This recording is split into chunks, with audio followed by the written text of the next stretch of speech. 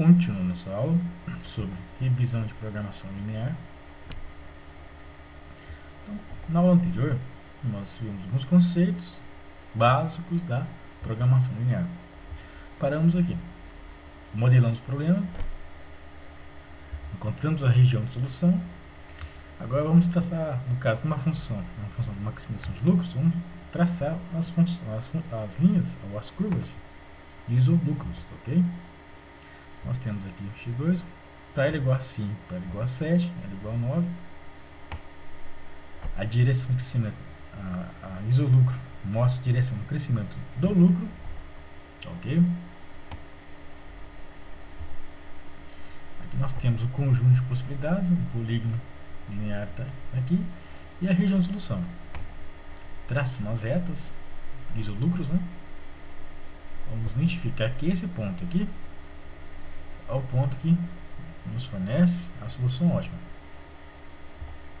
x2 igual a 9, x1 igual a 1, dando um lucro máximo de 13 unidades monetárias. E aqui nós temos um caso quando a linha do isolúcro ou isocusto coincide com uma linha de alguma restrição. Nesse caso, nós temos que as soluções são combinações lineares dos pontos extremos. Nesse caso, nós temos infinitas soluções ótimas, ok?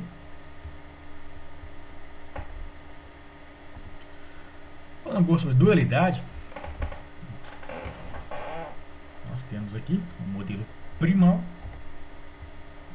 e que nós vamos construir o modelo dual. Então, o dual ele vai nos fornecer qual que é a contribuição interna para a função objetiva, né? Conforme mencionado anteriormente, problema dual de maximização, como o problema primal é de maximização, o dual é de minimização. Como as restrições do primal eram de menor ou igual, o dual de maior ou igual, ok? Lembrando que o dual é a transposta do primal. Resolvendo da mesma forma, pela parte gráfica, conjunto de possibilidades, quando y e y2 iguais a 0, maior ou igual a 0, nós temos aqui, para a primeira restrição 9y mais 3y2, como a restrição de maior ou igual a região de solução, essa parte que nos interessa. Para a segunda restrição, a mesma coisa, maior ou igual a essa área que nos interessa. E aqui nós temos o conjunto de possibilidades, ou região de solução.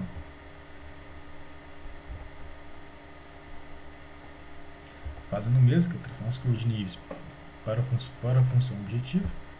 Aqui nos mostra a direção da otimização.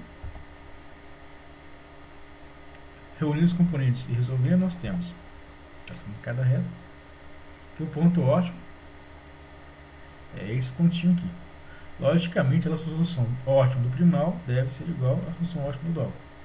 Esse ponto aqui nos fornece os seguintes valores para x1 e para x2. y2 no caso igual a 5 sexto e y1 igual a 1 sexto para o primal, ok? Avançando aqui na aula. Agora vamos estudar o método simplex, criado por George Dantzen nos anos 50.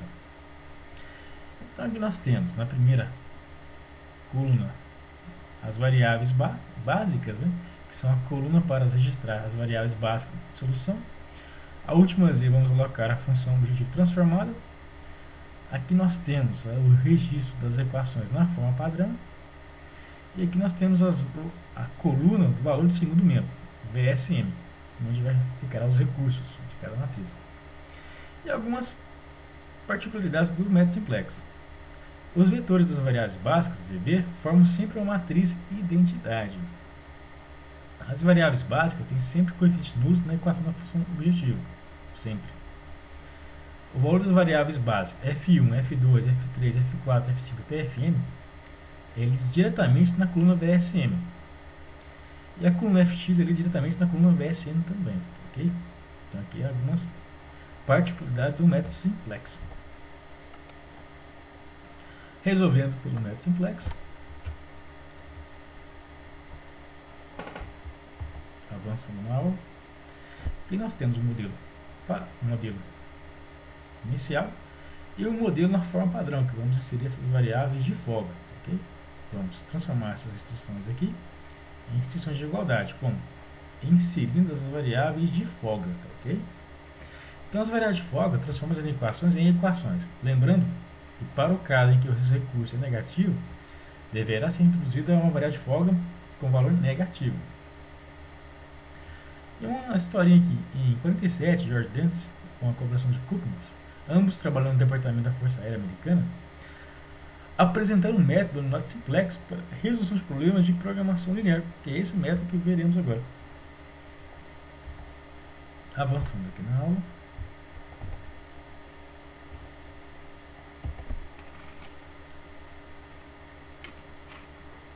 Então nós temos a primeira tabela do simplex aqui. O primeiro passo é transformar a função objetiva, ou seja, nós temos que maximizar 4x1 mais x2, passando para cá vai ficar menos 4x1 menos x2, ok? Vai vir negativo aqui. Aqui nós temos os coeficientes, ok? As variáveis de folga vão fornecer aqui uma matriz de identidade. Nós temos aqui que a folga 1 é igual a 18 e a folga 2 é igual a 12. O valor de x é igual a 0. Não está produzindo nada, então a função é 0. Todos os recursos estão sem mexer. Então, para a solução inicial, não está produzindo nenhum produto. Logo, como a função é de maximização, nos mostra que é viável produzir. Algo lógico. Então, o primeiro passo é escolher uma variável para sair da base e outra variável para entrar na base. Então, vamos entrar na base, x1, esse sai da base f1, pois apresenta ser o menor rativo não negativo. Ou seja, 9 por 18, vamos encontrar aqui no caso, 18 por 9, 2. 12 por 3, 4. Então, aqui é o menor rativo não negativo. E aqui nós temos a coluna pivô e a linha pivô, tá certo?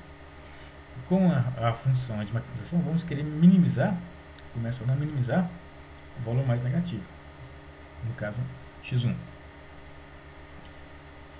Então, avançando na aula,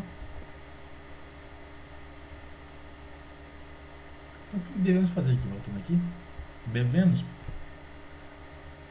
transformar a linha pivô, o valor de 9 igual a 1, ou seja, vamos multiplicar toda a linha, dividir toda a linha por 9. Ok? O primeiro passo. Vocês podem ver que foi feito isso aqui. Divide toda a linha pivô por 9. Em seguida, temos que fazer com que a coluna pivô fique toda com 0, exceto o número que compõe a linha pivô. Ou seja, esse número aqui. Ok? É aquela operação básica do método de Gauss, de Jordan. Ok? Então, para encontrar essa linha aqui, devemos multiplicar por menos 3 toda a linha pivô, em seguida some com a linha F2, ou seja, vamos multiplicar por menos 3 aqui. Por que isso? Porque nós temos aqui um elemento igual a 3 positivo, certo? E temos que zerar, vamos multiplicar a linha por menos 3, essa linha aqui, conseguiu? E somar com a linha F2, ok? Vamos zerando. E para encontrar os valores em f de x, basta fazer o mesmo procedimento, ou seja, multiplicar por 4 a linha pivô, essa linha pivô aqui, e somar com a linha f de x, ok? Então aqui nós fizemos a primeira interação do método. Agora temos que escolher outra variável para entrar e para sair da base.